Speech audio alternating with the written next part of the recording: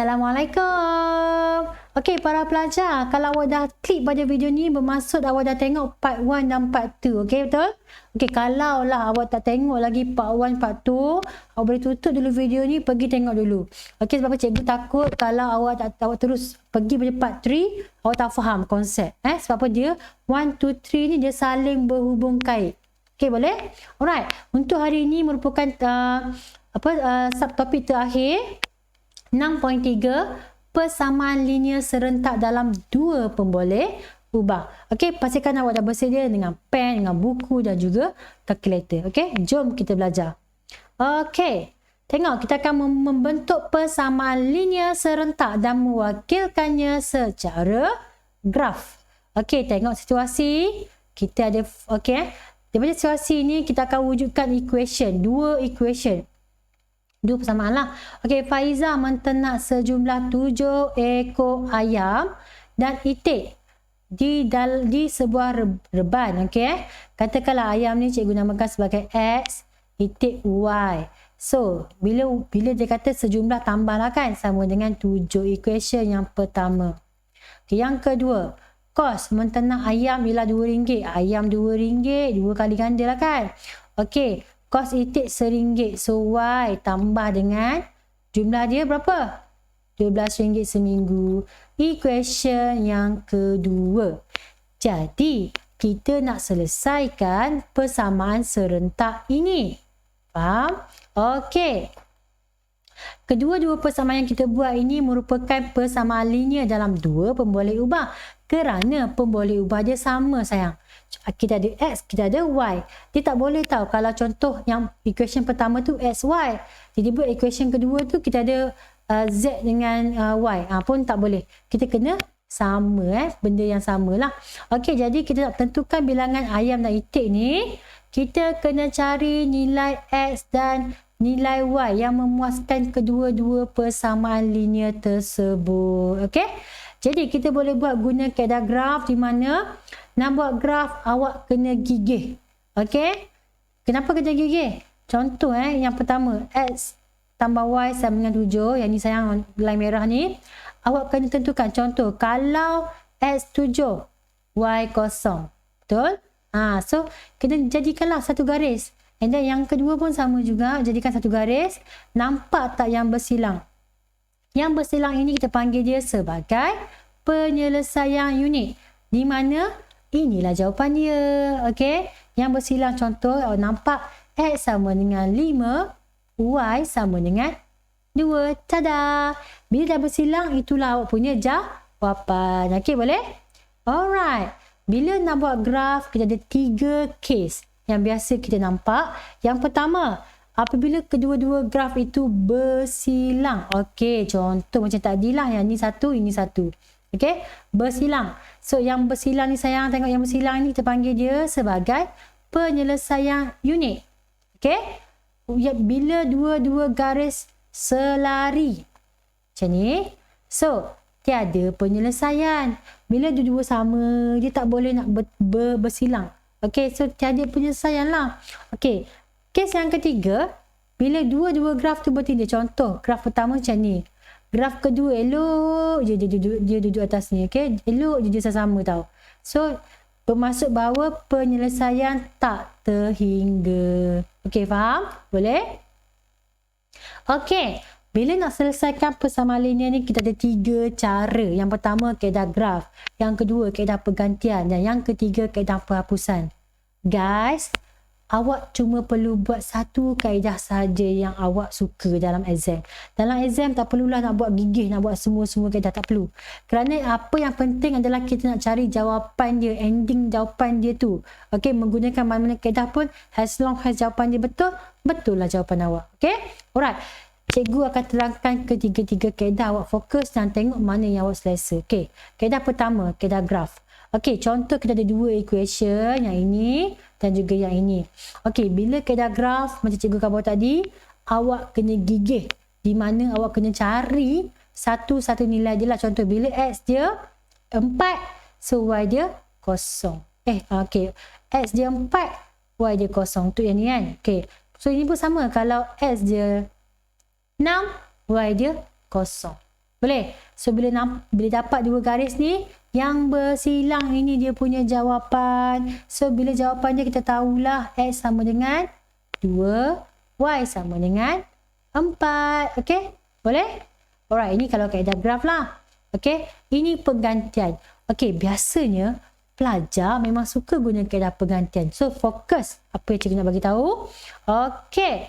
Kita ada X tolak 3Y sama dengan 7. Ini equation yang pertama. Yang kedua, 5X tambah dengan 2Y sama dengan 1. Equation yang kedua. Okey, para pelajar. Untuk kaedah penggantian.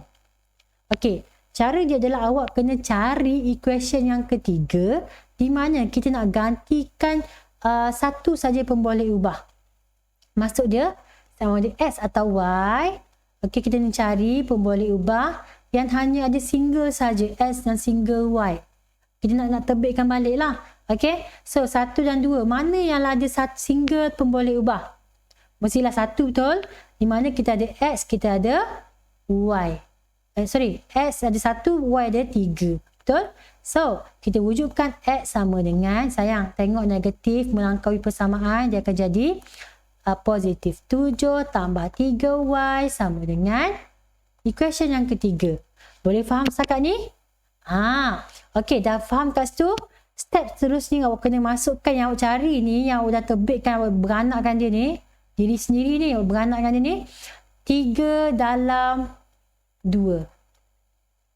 Yang ini masukkan dalam ini. Okey? Kalau kata, cikgu, saya nak masukkan dalam 1, boleh tak? Cuba fikir. Kalau nak masukkan dalam 1 boleh tak? Jawapan dia tak boleh. Kenapa tak boleh? Kerana 1 dan 3 ialah orang yang sama, sayang. Orang yang sama. Jadi kita terbitkan equation yang ketiga daripada 1. Okay? So kalau dia nak kahwin, dia akan kahwin dengan orang lain. Iaitu dia akan kahwin dalam 2, betul? So that's why kita ambil 3 masukkan dalam 2. Okay? Jadi 3 ni, okay, kita ambil 2 kan? 5, okay. X kan? 7 tambah 3Y tambah 2Y sama dengan 1. Okey guys, kembangkan saja. 5 darab 7, 35 tambah 15Y tambah 2Y sama dengan 1. Jadi 17Y sama dengan 1. Sayang, tengok ni. Positif, pergi sini jadi tolak 35. Okey, saya sambung kat sini . So, 17Y sama dengan negatif 34. Y, sayang, darab jadi sini jadi bahagi. Negatif 34 bahagi 17. Y sama dengan negatif 2. Tada! Okey, faham tak? Jadi, dah dapat Y, awak dah selamat. Kita cari X. So, X, tengok equation yang ketiga. So, ini masukkan dalam persamaan yang ketiga. Di mana X sama dengan 7 tambah 3Y. Y sama dengan negatif 2. Okey, jadi 7 tambah negatif 2, 7 tambah negatif 6. Okey, jadi X sama dengan 1. Okey, boleh? Nampak tak kat sini? Senang kan? Okey, alright.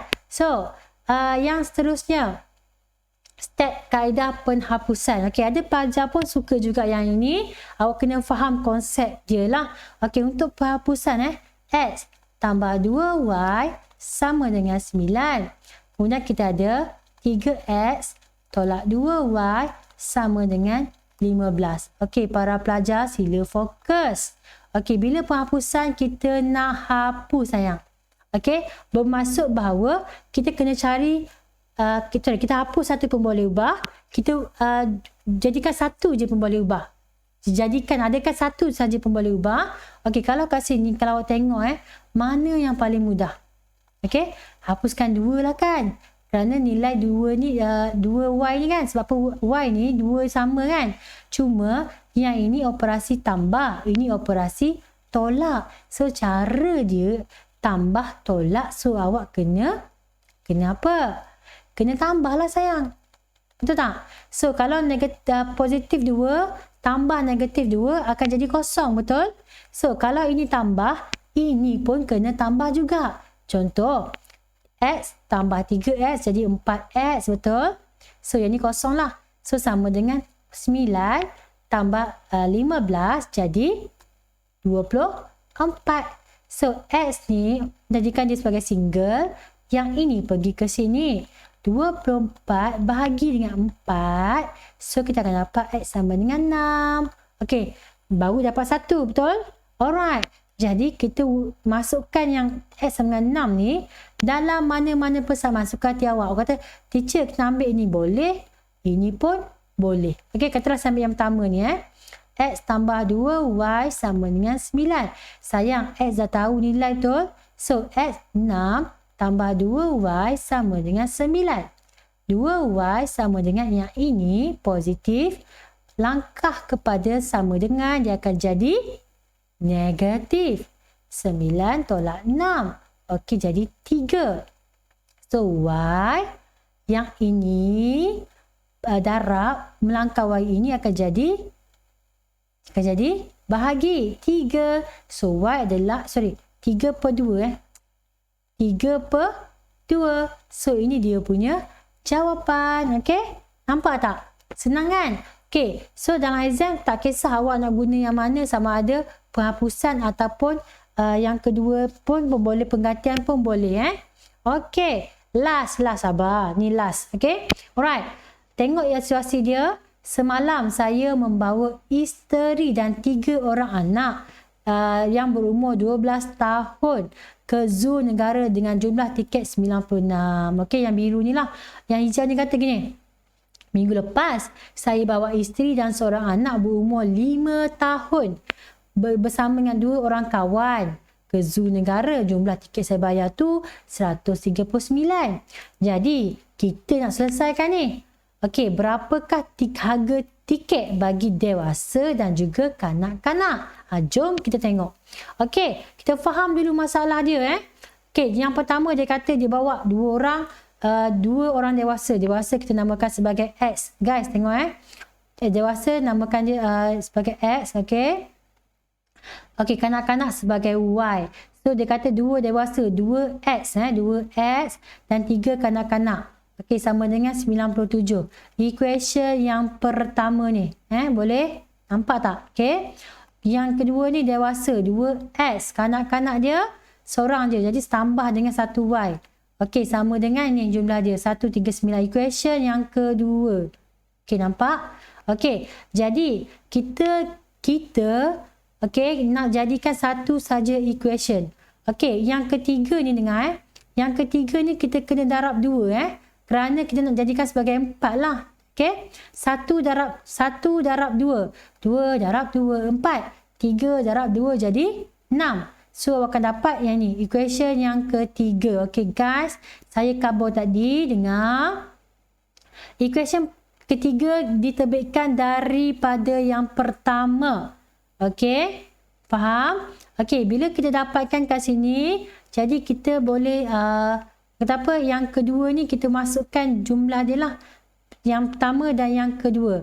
Okey, 3 tolak dengan 2. Kerana kita nak kosongkan X. Nampak tak? Nak kosongkan X. Kaedah penghapusan ni.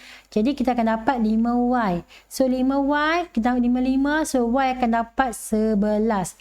Nampak tak? Ini kaedah penghapusan. Okey. And then kita tengok kat sini. Gantikan Y yang kita dapat ini dalam persamaan 1. So, 2X tambah 3, 11 kan? Okey, 97. X akan dapat 32. So, harga tiket dewasa RM32. Dan harga tiket kanak-kanak adalah RM11. Faham tak? Boleh? Jadi itu saja untuk kali ini. Sekiranya awak tak faham dan sebagainya, boleh type komen kat bawah. Cikgu akan cuba bantu sedaya cikgu lah. Okey, dan juga kalau tak faham juga awak boleh tengok video ni berulang-ulang. Boleh pause, buat dulu. Kita semak sama-sama jalan kerja kita, ataupun boleh rewind balik video. Okay, so itu saja untuk kali ini. Terima kasih kerana tengok video daripada part 1, part 2 dan part yang terakhir, part 3 ni. Okay, kita jumpa lagi untuk bab yang seterusnya, iaitu bab 7, ketaksamaan linear. Sebab tu penting untuk awak faham dulu bab 6 ni. bab 6 ni dia akan bersambung. Bab 7 ketak sama linear pula. Okay? Alright. So, itu saja. Assalamualaikum. Jumpa lagi. Bye.